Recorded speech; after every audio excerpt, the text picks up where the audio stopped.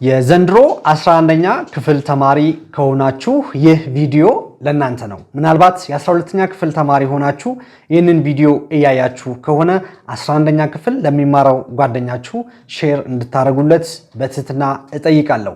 ሰላም ውድ የዚ ሲክሬት ትሬኒንግ ኢንስቲትዩት ቤተሰቦች እንዴት ናችሁ? ሰላም ለእናንተ ይሁን። ታምራት ነኝ። በዚህ ቪዲዮ ካሁኑ ከ11ኛ ክፍል ጀምራችሁ ለሚመጣው ለ2019 ኢንትራንስ ኤግዛም እንዴት መዘጋጀት እንዳለባችሁ ኢን ዲቴል የምነግራችሁ ይሆናል። በድጋሚ እስከ ፍጻሜው ድረስ አብራችሁን ቆዩ።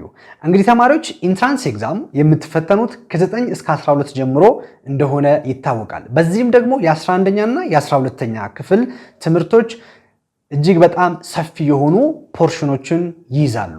ስለዚህ የሚመጣው ዓመት 12ኛ ክፍል ስትገቡ እንዳትጨናነቁ ዘና ብላችሁ ለኢንትራንስ ኤግዛም እንድትዘጋጁ ከወዲሁ የ11ኛን ክፍል ኢንትራንስ ላይ የምትፈተኗቸውን እያንዳንዱን ሳብጀክቶች ኢንትራንስን በሚመጥን መልኩ እንድትዘጋጁ ለማድረግ ዝግጅታችንን ጨርሰናል። እንዴት ነው መዘጋጀት ያለባችሁ የሚለውን በሁለት መንገድ የምነግራችሁናል። አንደኛው ከኛ ጋር መዘጋጀት ትችላላችሁ። እንዴት?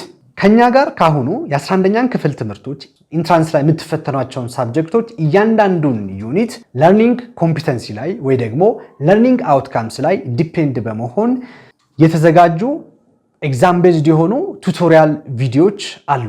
እንዲሁም ደግሞ በየዩኒቱ የወጡ ከ2003 ጀምሮ እስከ 2017 ድረስ የያዙ የኢንትራንስ ኤግዛም ጥያቄዎችንም ይዘንላችኋል። እንዲሁም እነዚህን ጥያቄዎች የጽሁፍም የቪዲዮ ማብራሪያም አድርገን አዘጋጅተንላችኋል። ስለዚህ ካሁኑ ያንዳንዱን ዩኒት ኤግዛም በእኛ የተዘጋጁ ኤግዛም ቤዝድ የሆኑ ቪዲዮቹን እያያችሁ በየዩኒቱ የወጡ የኢንትራንስ ኤግዛም ጥያቄዎችን እየሰራችሁ በየሳምንቱ ደግሞ እዛው ያነበባችሁት ዩኒት ላይ የተለያዩ ጥያቄዎችን በመፈተን ከወዲሁ ለኢንትራንስ ኤግዛም መዘጋጀት ትችላላችሁ። ይህንን ማድረጋችሁ ለሁለት ነገር ይጠቅማችኋል። አንደኛው ለኢንትራንስ ኤግዛም ስታንዳርድ ለኢንትራንስ በሚመጥን መልኩ ከወዲሁ የምትዘጋጁ ከሆነ አንደኛ የክላሳችሁንም ውጤት እጅግ ከፍተኛ እንዲሆን ታደርጋላችሁ። እንዲሁም ደግሞ የመጣው ዓመት 12ኛ ክፍል ስትገቡ የ11ኛን ክፍል ለማንበብ የምትመጡት ለሪቪዥን ብቻ ይሆናል ማለት ነው።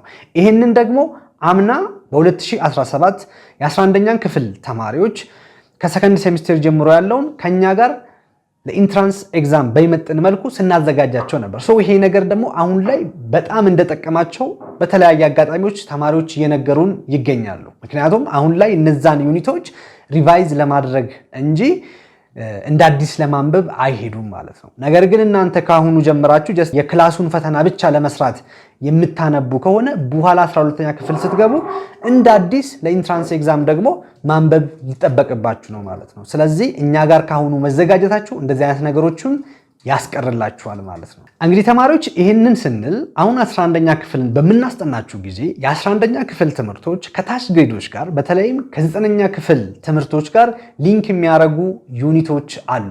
ስለዚህ ይህንን ዓመት የ11ኛን ክፍል ከ9 ጋር ሊንክ የሚያደርጉትን ሊንክ እያደረግን ለኢንትራንስ በደንብ ካዘጋጀናችሁ በኋላ ክረምት ላይ ደግሞ የቀሩ ዩኒቶቹን ጨምሮ የ10ኛን የ12ኛን ክፍል ከኛ ጋር ለኢንትራንስ ኤግዛም እንድትዘጋጁ የምናደርጋችሁ ይሆናል ማለት ነው።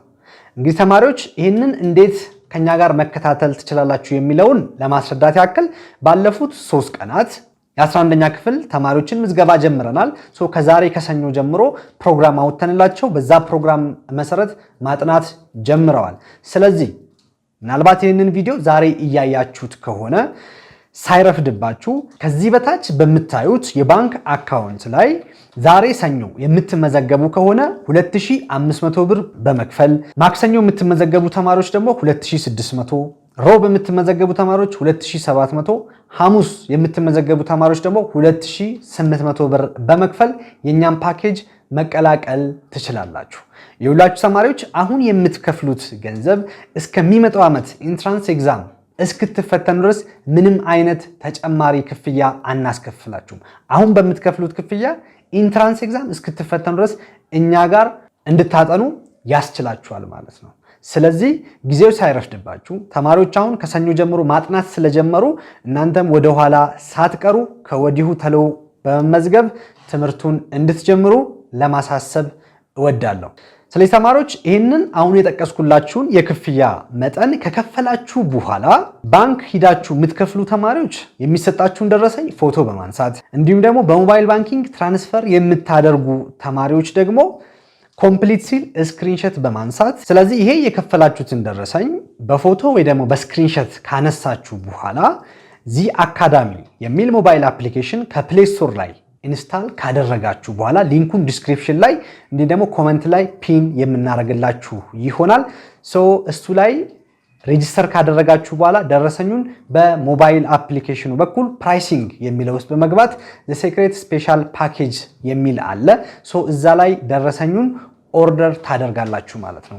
ከዚህ አክቲቭ ይደረግላችኋል። በፕሮግራሙ መሰረት ጥናታችሁን ማጥናት ትጀምራላችሁ ማለት ነው። እንግዲህ ተማሪዎች ይህ የጥናት ፕሮግራም ከክላሳችሁ ጋር ምንም የሚጋጭ ነገር የለውም። ክላስ የምትማሩትን ታሳቢ ባደረገ መልኩ ነው የምናወጣላችሁ። እንዲሁም ደግሞ ቪዲዮቹን እናንተ በሚመቻችሁና በምትፈልጉበት ሰዓት ማየት ትችላላችሁ። ግዴታ በዚህ ሰዓት ላይ ገብታችሁ ላይቭ የምታዩት ነገር አይደለም። ቪዲዮውንም ደግሞ ኦንላይንም ኦፍላይንም ማየት ትችላላችሁ ማለት ነው። ስለዚህ ኢንተርኔት አክሰስ ብዙ የማታገኙ ተማሪዎች ካላችሁ አንድ ኢንተርኔት ያለበት ቦታ በፕሮግራሙ መሰረት አንብቦ የተባላችሁትን ቪዲዮ ዳውንሎድ ካደረጋችሁ በኋላ ኦፍላይን ቤታችሁ ገብታችሁ በማንኛውም ሰዓት ማየት የምትችሉ ይሆናል ማለት ነው። እንዲሁም እንደማሳሰቢያ የምነግራችሁ ክፍያውን የምትፈጽሙት ግዴታ ከናንተ አካውንት መሆን አይጠበቅበትም። በፈለጋችሁት ሰው ትራንስፈር ማድረግ እንዲሁም ደግሞ ማስከፈል ትችላላችሁ። ብቻ እናንተ ያ ሰውም የከፈለላችሁም ቢሆን ደረሰኙን ፎቶ አንስታችሁ እናንተ በምትጠቀሙት ሞባይል አፕሊኬሽን ላይ አፑን ኢንስታል ካደረጋችሁ በኋላ ደረሰኙን በዛ መላክ ነው ከናንተ የሚጠበቀው ማለት ነው። ሌላው ደግሞ ተማሪዎች 2500 ብሩን ከፍላችሁ እኛ ጋር የመማር አቅሙ ከሌላችሁ ዩቲዩብ ላይ ፍሪ የሰራናቸው ቪዲዮዎች አሉ። ስለዚህ እነዛን ቪዲዮዎችና እንዲሁም ደግሞ ሌሎች አማራጮቹን በመጠቀም ከወዲሁ ራሳችሁን ለኢንትራንስ ኤግዛም ማዘጋጀት አለባችሁ ማለት ነው። አብራችሁ የነበርኩት ታምራት ነኝ።